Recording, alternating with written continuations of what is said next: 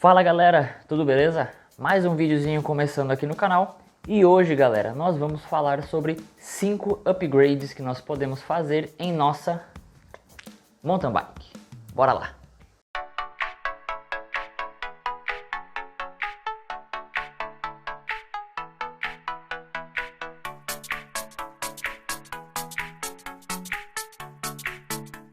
Bom, esses upgrades que eu vou passar para vocês seguem mais ou menos uma ordem da qual eu considero interessante para se começar a mexer na bicicleta. Porque teoricamente são upgrades mais baratos, são upgrades que vão te dar uma certa melhora, porque, bom, vou começar aqui e aí vocês vão entender o porquê que eu estou dizendo isso. E aí logo em seguida, se vocês quiserem deixar nos comentários a opinião de vocês sobre essas minhas considerações sobre os upgrades, aí podem digitar aqui embaixo neste espaço que é aberto a todos, beleza? Então vamos lá, então, começando com o primeiro dos 6 upgrades que eu coloquei aqui que você pode fazer na sua bicicleta, que é o cockpit.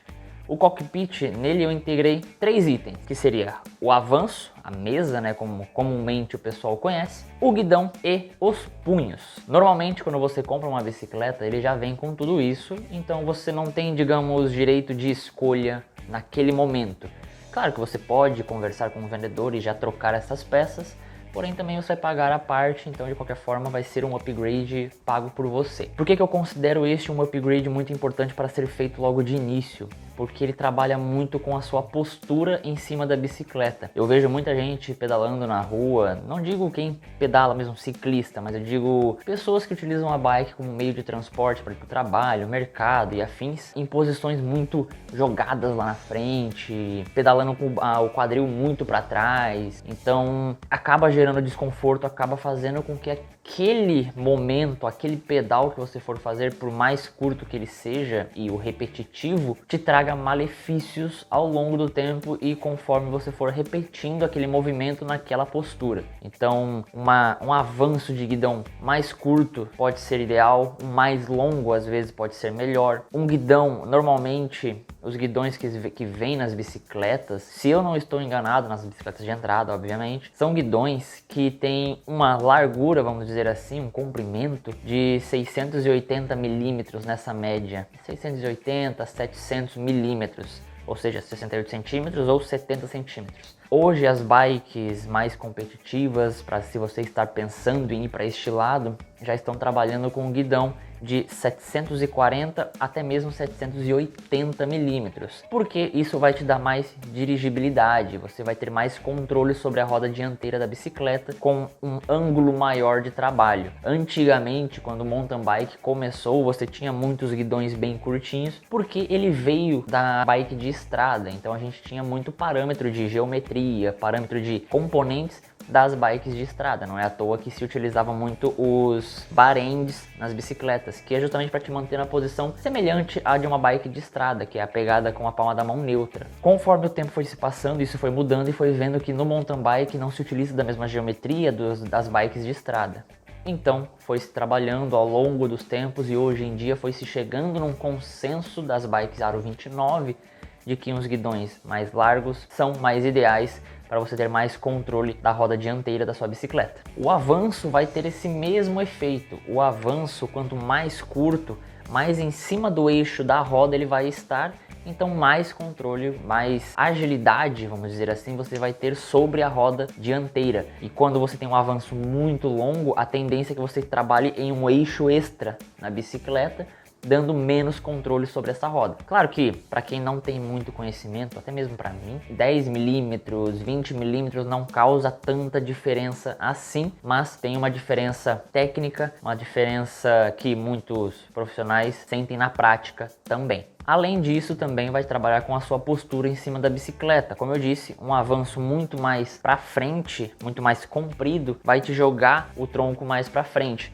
E isso, querendo ou não, vai sobrecarregar um pouco mais a sua lombar também, dependendo da postura que você tenha, dependendo a flexibilidade que você possui, isso pode ser maléfico para você também. Então, para mim, um dos pontos iniciais seria o cockpit. Como eu disse, o punho também entra nessa questão, porque o punho vai te dar o conforto da pegada. Eu hoje utilizo os punhos de silicone, né, de EVA, que são punhos bem macios, punhos mais confortáveis e que vão te deixar com uma pegada um pouco mais ergonômica. Na minha opinião, não são punhos melhores do que aqueles de borracha que costumam vir nas bicicletas de entrada como padrão, que são punhos mais secos, mais duros e que com o tempo até conseguem gerar alguns calos nas mãos das pessoas. Esse daqui para mim é o melhor punho que tem. É um punho Xing Ling, tem versões tops de linha que seriam os Easy Grips, só que são punhos mais caros. Se você encontra punhos mais de entrada, bem mais baratos, pagando ali 30, 40 reais, você tem um punhozinho bem mais confortável para se utilizar. O segundo item que eu considero indispensável para ser feito um upgrade também vai trabalhar na parte de conforto,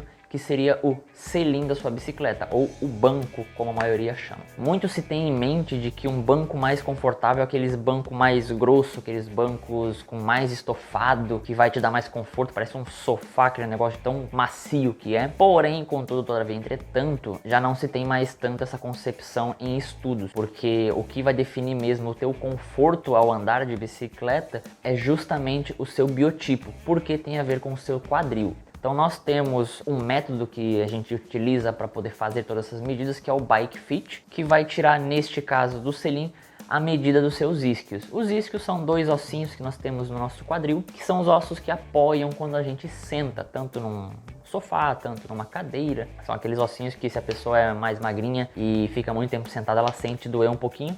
Estes são os isquios. Então no Bike Fit você tira a medida entre esses dois isquios para saber a largura deles, e a partir desta largura é que você vai ter o tamanho ideal do selim que você vai utilizar. Um selim muito mais largo vai gerar instabilidade no seu quadril, no seu joelho, podendo gerar lesão futura e também desconforto. E um selim muito mais estreito do que a largura do seu quadril vai te gerar desconforto porque ele não vai ter apoio suficiente para te manter bem estabilizado. Você vai ter uma pedalada mais alinhada, porém você não vai ter um ponto de conforto muito bom. O selim ele tem esse formato, tudo bem padrãozinho, eu apontei ali, vocês nem conseguem ver, mas o selim ele tem esse formato que te ajuda a trabalhar também bastante os pontos aonde você vai sentar durante uma prova.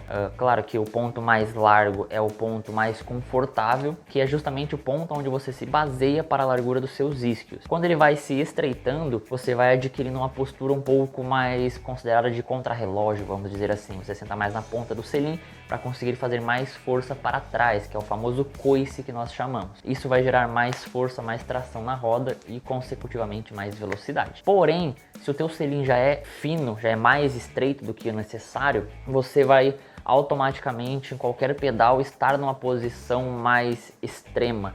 Então a pressão sobre o seu períneo, por exemplo, sobre a sua genitália, vai ser muito maior, podendo gerar desconfortos, dormências e até umas lesões futuras que não queremos que aconteça. Então sim, você pode ir sentando mais à ponta, porém é uma posição, uma postura temporária. Ela não pode se permanecer por muito mais tempo. Por isso que existe essa medida, que é para você justamente apoiar o seu quadril em cima dos ossos, das estruturas do seu corpo, para que gere um pouco mais de conforto e alívio na região durante um pedal mais longo, podendo fazer com que ele dure por mais tempo também. O terceiro item que eu considero bem importante você fazer de upgrade na sua bicicleta é os pneus da bicicleta.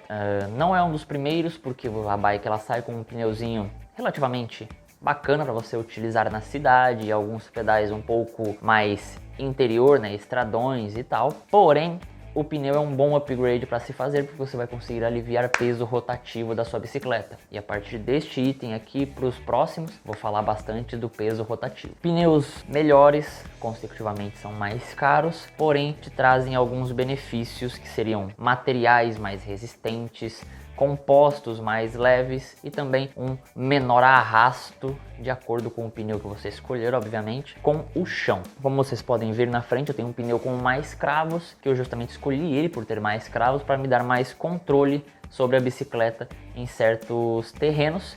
E o de trás, vocês não conseguem ver aqui, mas o de trás ele tem cravos menores e cravos mais alinhados na parte central, para me dar mais rolagem durante um pedal, num estradão, no asfalto. Então eu consigo exercer a força e que vai me gerar mais velocidade no pedal por causa de um pneu com cravos baixos e mais alinhados centralmente. Eu vou deixar aqui nesse cantinho a playlist que eu falo de ambos os pneus, que daí vocês vão ter uma noção maior do que eu estou falando aqui. Mas saiba escolher bem certinho os pneus que você vai utilizar para que você consiga aproveitar ao máximo dele no terreno que você utiliza. Se você utiliza a bike mais em asfalto, mais em estradão, que não pegue muita trilha, nada muito técnico, pneus com cravos mais baixos são mais ideais. Já se você pega trilhas, estradas com muita lama, terrenos muito acidentados, às vezes um pneu com um pouquinho mais de cravo é mais ideal para você também. Então saiba escolher este item para que você tenha o melhor proveito dele. Às vezes quando você compra uma bike de entrada na loja, ela vem com um pneu mais pesado, ela vem com um pneu com um composto muito mais mole, o que vai fazer você agarrar demais no asfalto. Isso pode fazer com que a bike fique mais pesada e gere mais desconforto para você também. Então, este item é muito importante para te manter também num conforto durante o seu pedal e também para que você sinta menos cansaço na bike, porque se o pneu agarrar demais, você tem que fazer mais força para pedalar. O próximo item dos que eu tenho aqui comigo, né, dos que eu fiz upgrade, foi o mais caro deles e é o mais caro na minha concepção da lista. Claro que depende de qual produto que você vai escolher para ser feito o upgrade, mas dos que eu escolhi foi o mais caro, que é os cubos. Sim, os cubos também vão te ajudar bastante com relação ao peso rotativo, porque cubos mais elaborados, cubos de gamas superiores, vão ser cubos mais leves. Hoje em dia nós temos bastante cubos, a maioria, bem dizer, dos cubos são sistemas de rolamento, o que antigamente eram sistemas de esfera, o que demandava de mais aparatos, mais peças para manter as esferas no local.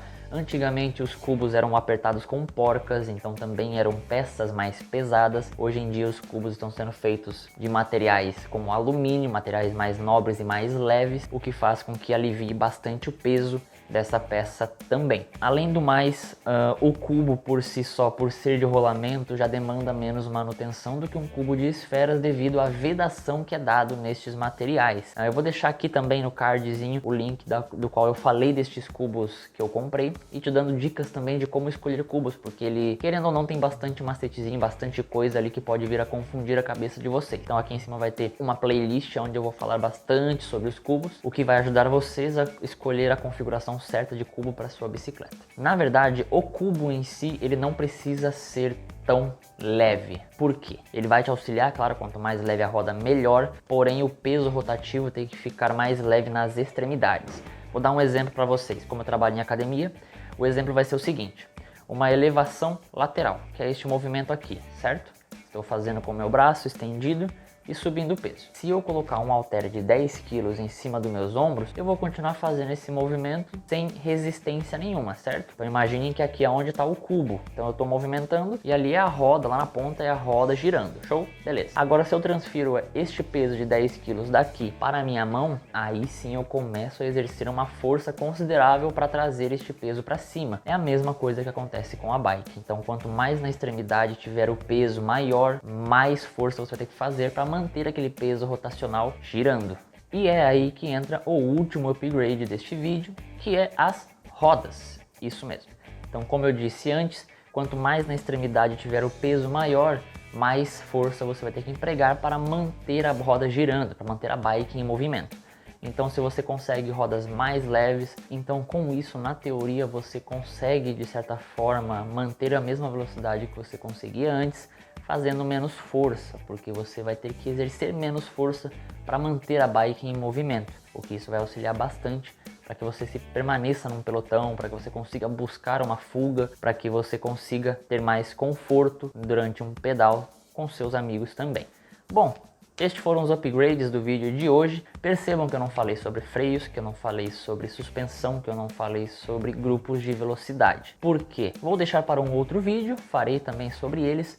Porém, hoje com o dólar muito alto, estes componentes eu julguei mais necessários e que não tiveram um baque tão grande nos preços do mercado. Claro que, levando em consideração cubos que são importados, peças vindas de fora, o preço vai aumentar de qualquer forma, mas suspensões, grupos de marcha, freios tiveram um aumento de preço bem considerável, então eu acabei não colocando nestes upgrades aqui, até porque de início não julguei tão necessário, Digamos que se você tenha um grupo de marcha 3.8, 3.9, 2.10, 2.11, você já consegue fazer bastante coisa com estes grupos e não vai ser trocando este grupo por um grupo 1.11 ou 1.12, não vai ser isto que vai fazer você melhorar naquela subida, e sim o alívio de peso e o conforto que você vai conseguir com estas trocas de cockpit, com a troca de selim, com a troca de rodas. Os freios seguem mais ou menos a mesma premissa. Obviamente um freio hidráulico é muito melhor do que um freio mecânico, porém o freio mecânico ainda freia. Então você pode continuar utilizando ele por um tempinho e depois você consegue trocar ele sem problemas nenhum. A suspensão, claro, ela é um item bem interessante, um item muito importante para se adquirir. Hoje nós temos algumas marcas ali que têm um custo-benefício muito bacana, por exemplo a Absolute Prime, é uma suspensão de entrada das linhas de suspensão hidráulica, que tem um custo muito bacana, muito competitivo, vamos dizer assim, mas se você anda muito na cidade, às vezes não é o mais interessante neste momento, mas vai de cada um. Eu considerei estes itens que eu passei para vocês os mais ideais, os mais interessantes por enquanto, e logo eu venho com uma lista com upgrades um pouco mais high-end para passar para vocês a minha opinião sobre eles e a ordem da qual eu acho interessante de se trabalhar. Beleza? Espero que tenham gostado desse vídeo. Se gostou, deixa um like aqui embaixo, se inscreve no canal, compartilha com seus amigos que estão pesquisando sobre upgrades, que estão querendo modificar um pouco a bicicleta deles. Compartilha com eles esse vídeo aqui para eles terem mais ou menos uma noção do que eles podem estar fazendo com a magrelinha deles. É isso, até uma próxima. Valeu!